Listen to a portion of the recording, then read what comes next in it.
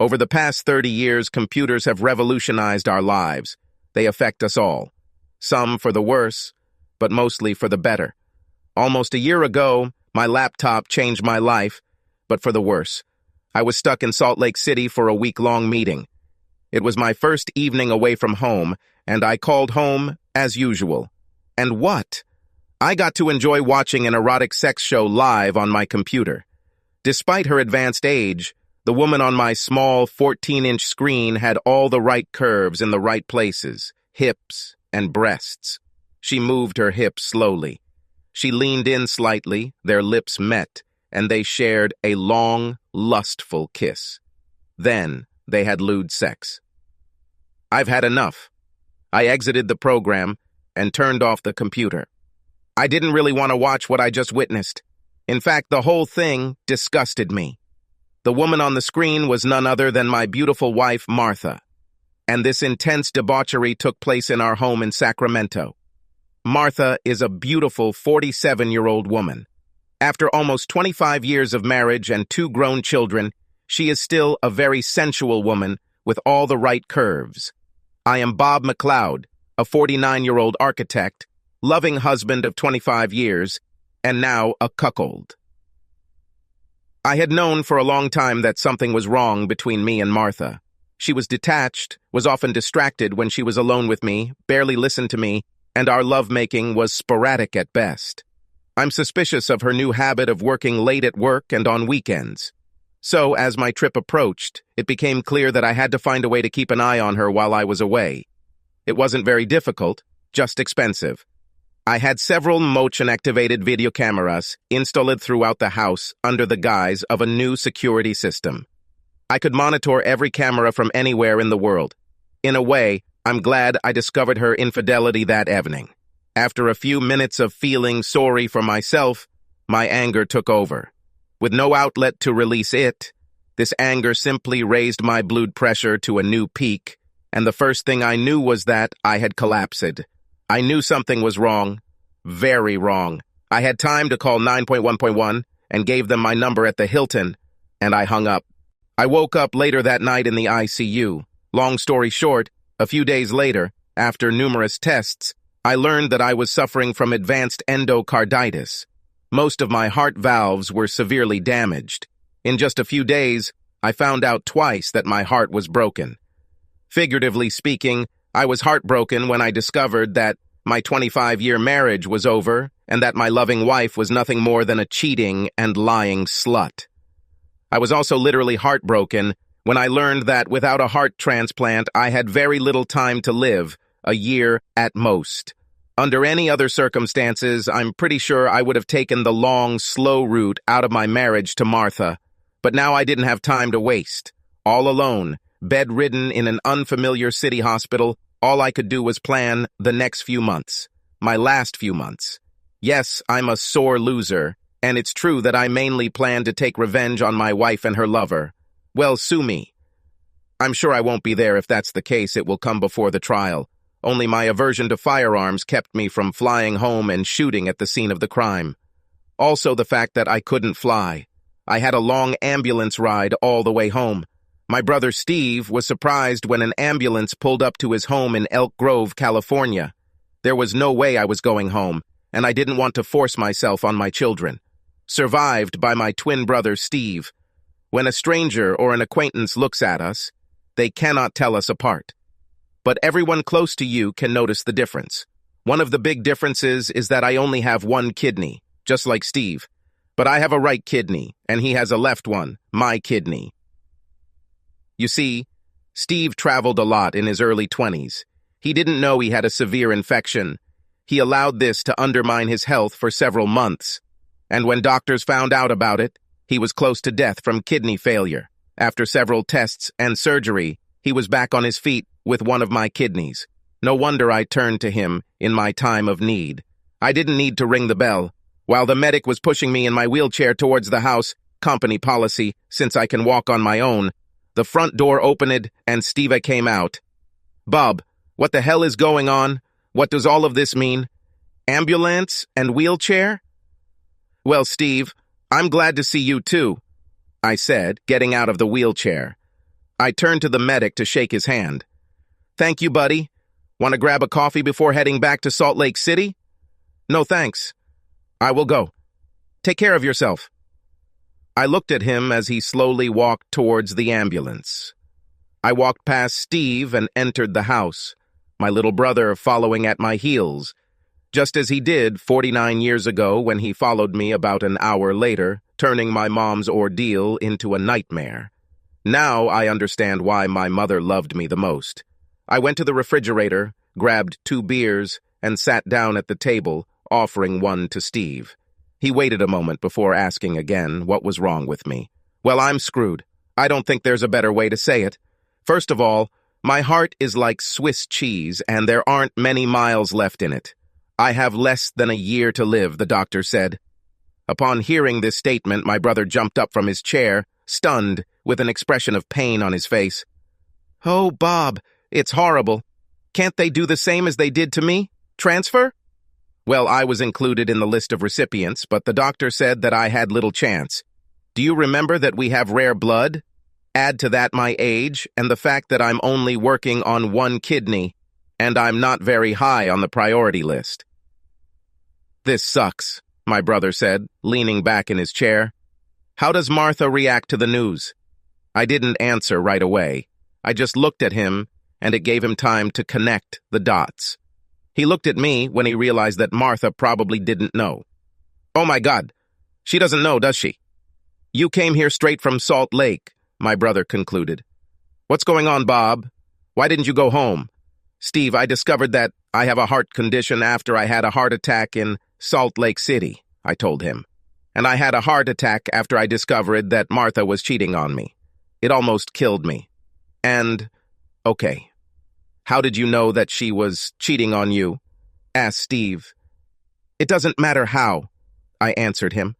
"I only have a few months left to live, and I don't want it to hurt me even more. This bitch made an attempt on my life. I won't even divorce her." "What will you do?" asked Steve. "First, I will get my hands on as much cash as I can. I'm really going to enjoy these next few months. Second, I will change my will and life insurance. This bitch will never get anything out of my death. Everything for the children." A thought just occurred to me. Were they my children? How long has she been cheating on me? "What?" Steve asked, noticing my silence. "How bad is this? I don't even know if these are my children. I will need to do some DNA tests." "Stop! Don't go there, brother," Steve said soothingly. "If you only have a few months to live, you don't need to break your heart. Don't wake a sleeping dog. You are right. Either way, I'm completely exhausted. I need to lie down. But not a word to Martha while I sleep. I only have a few months left to live, and I need my brother," I said. Steve came over and hugged me. The next morning, Steve took the day off. Then he became my driver for the day. The first stop was the bank. I cleared out everything I could from our savings and cashed out everything we had in our safe. The total amount was about $150,000. Secondly, I went to my employer, gave him all the necessary paperwork from the doctor, and resigned on the spot for medical reasons. I could swear I saw a tear appear in my cool boss's eyes. Within an hour, I had a check for all of my accrued vacation time, my unpaid salary, and my 401k. By lunchtime, I had over $500,000 in cash and checks, and the checks would be cashed as soon as I could. Right after lunch, I had an appointment with a lawyer. Steve pounced on me to tell him exactly what I was planning to do. I asked him to trust me with everything, and promised that by the end of the day, he would know everything. When we arrived, my lawyer had everything ready. I signed a few papers, leaving everything I still had that I couldn't cash out to my kids, and Steve signed as a witness. It was a country cottage that I inherited from my parents, my car, my boat, and a few other toys. I then signed a power of attorney for Martha, giving her rights to the full amount that she could receive from the sale of the family home. We already had about $250,000 in equity, and that was going to be her share of our property. I gave the lawyer the letter to give to Martha when he met with her the next day. "Dear wife, you meanly hit me in the back. I would never have believed that the day would come when I would call you a fucking cheater. This is the only name I can use since I found out that you betrayed me, that you stabbed me in the back, that you cheated on me. I loved you and I really thought you loved me. Now I know the truth. You will receive a power of attorney giving you the right to sell the house. I withdrew everything else from our bank accounts. Home is your share in our life together. I'm not a thief, and everything is divided equally. I won't even divorce you. I'll just be glad I never see you again. I'll just leave you and hope you die in agony soon. Go to hell. Bob. Steve read over my shoulder as I wrote the letter. Well, I see that you are old enough to not let your pain dictate, my brother, Steve said with a sparkle in his eyes. Dad always said that you should never let your emotions rule your life, I answered. I then went to my insurance agent to change the beneficiary of my life insurance. The benefit will be shared between my two children. I didn't tell the poor guy that there was a good chance his company would soon pay out on my policy. By the end of the day, I was exhausted again. Steve took me to his house because I really needed some rest. The next day, I woke up early and looked at my brother as he left for work. He suggested asking for another day off, but I insisted on not changing his behavior too much. As soon as he left, I returned to my room, packed my things, and called a taxi. 2 hours later, I was already flying to Acapulco. I knew Steve or the kids would never be able to keep the secret from Martha for long, and I was determined to spend the next few months away from this woman. I needed to enjoy life as much as possible, and being away from my wife was a very good start. I rented a villa and hired a cookmaid to help. She was very helpful and she was nice to boot. I also contacted a world-renowned Mexican cardiologist. 2 weeks later, I called my children and brother to inform them of my whereabouts. As for my brother, this was in addition to the note I left him, explaining that I had to leave the country but would call him soon. "Damn it, Bob, why did you run away like that?" asked my brother. "And guess who your wife came to for comfort?" "Crap. It's okay, Steve. I know you can play the role of an attentive guy," I said. "Anyway, I'm calling to let you know that I live in Mexico and I really like it. Next week the children will come to visit me, but they promised to hide it from their mother. What about you? Could you come over after this?" "We agreed," my brother answered. "I'll take a vacation. Where are you?" "Just get on a plane to Acapulco, give me the flight number, and someone will come get you," I said. "You don't trust me to keep a secret, brother?" It sounds like this: Cloak and Dagger. "I didn't even tell the kids about it. I do not want to risk it. I met Stevie at the airport. We grabbed his bags and headed to the waiting limousine. Our destination was a good hour's drive from Acapulco, practically in the country city. As we approached Villa del Corazon, Steve was impressed. "Holy shit, Bob. Is this the villa you rented?" "No, this is an extension to my doctor's medical center. Sorry about that, but I had a pre-arranged meeting here on the day you arrived," I said. "Come with me. The limousine driver will deliver your luggage to me while we wait for the doctor who will examine me." We went inside and the nurse showed us to the waiting room. We were the only customers. Shortly after she left, an orderly came in and offered us a drink. We both took a glass of fresh juice. "Firework!" I said, raising my glass towards my brother. "Firework!" I downed the glass of juice in one swift motion, and Steve followed suit. "So what's wrong with this doctor?" asked my brother. "Does he have a miracle cure that no one knows about in the USA?"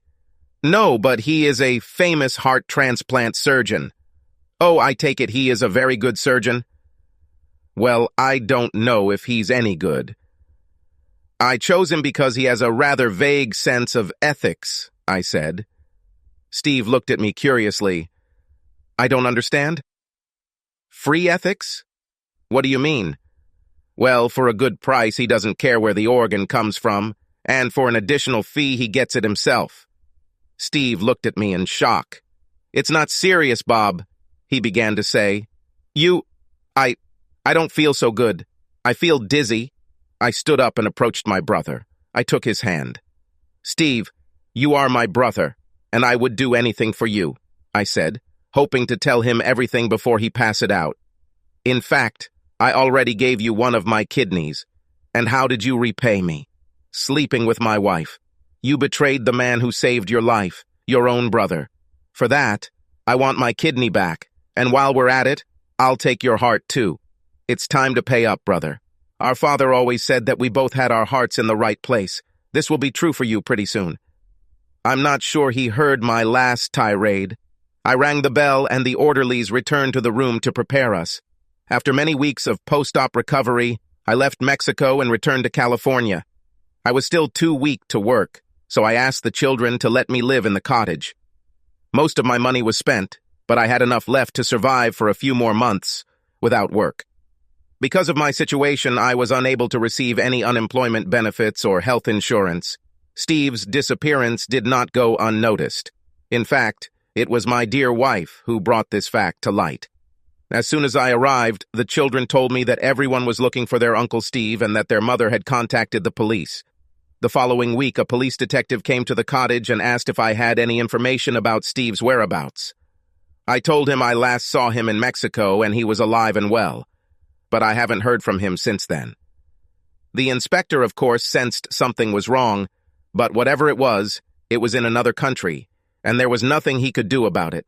He showed up a few times just to see if I was going to break down and confess, but then his visits stopped. I knew that the day would come when I would have to meet my wife face to face. It was a warm summer day, and I was working in a cottage, topless, painting an old barn. I didn't hear her come. "So this is where you're hiding?" "No." "I'm not hiding," I said, without even turning around and applying paint to the wall. "Everyone who matters in my life, these are my 2 children, know where to find me." "And I? Am I not counting?" asked Martha. "No more," was my simple answer. She sat silently for some time. "I never had a chance to tell you how sorry I am, Bob," she said very timidly. I realized that she would stay here unless I kicked her out. I put the brush back into the paint can and turned around. Her eyes almost popped out of their sockets when she saw the very red T-shaped scar I had on my chest, a remnant of my heart transplant history. "Look, if it makes you feel any better, just say your piece and then get the hell out of here. You have to understand that I don't care about you now, one way or another." I saw tears streaming down her face, but I also noticed that it left me without any emotion. None. No anger, no pity. Absolutely nothing. "What is this?" she asked, pointing her finger at my chest. I became irritated. "Just a scar. I needed a heart transplant and I got it." "About." That's all she said. "Did the police ask about Steve?" "Yes." "And what did you tell them?" "The truth. That I have no idea where he is, but that a piece of him will forever remain with me, right here." And I tapped myself on the sternum, where my new heart was. I turned to grab the T-shirt. This was a mistake, as it gave Martha a good view of the scar from the newly opened access to my left kidney. "What happened to the scar after the kidney surgery?" I was annoyed and made another mistake. "Yes, and they gave me back my old kidney," I said. It took some time for Martha to understand. I saw her face turn pale, and then she turned and ran away, without even saying goodbye. "Bitch!" It's a good thing I didn't offer her one of my last beers. Shortly after that, I received the divorce papers, signed them, sent them back, and never saw her again.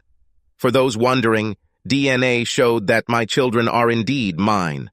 Subscribe to our channel so that your second chaff doesn't cheat on you, and go ahead and listen to the next story, because this story is nothing compared to the next one.